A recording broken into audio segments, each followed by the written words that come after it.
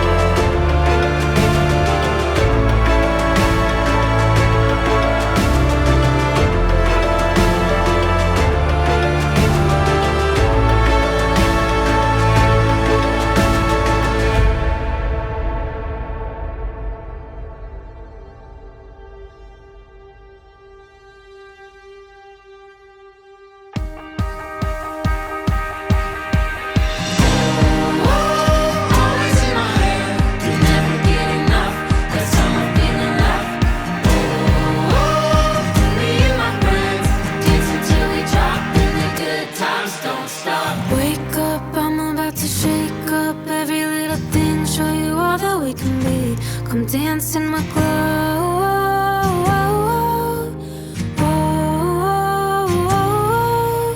Fireflies in the yard, everything's a work of art. Already got everything we need to dance in the glow.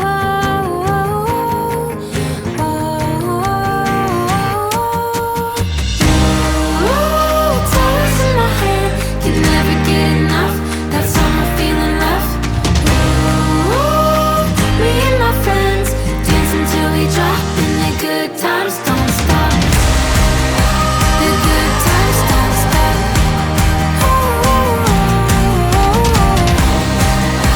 The good times don't stop. Late nights sitting under starlight, searching for the meaning in the beauty that we see. Come bathe in the glow.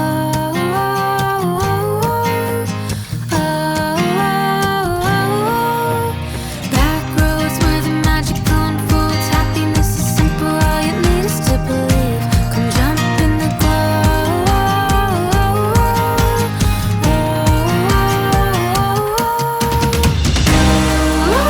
It's always in my head, can never get enough. That summer feeling left. Me and my friends dancing till we drop, and the good times don't stop. The good times don't stop.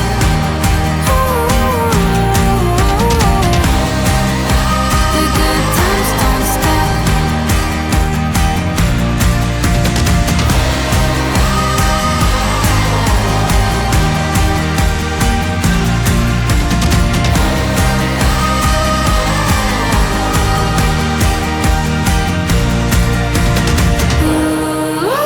It's always in my head, can never get enough. That summer feeling left. Me and my friends dancing till we drop, and the good times don't stop.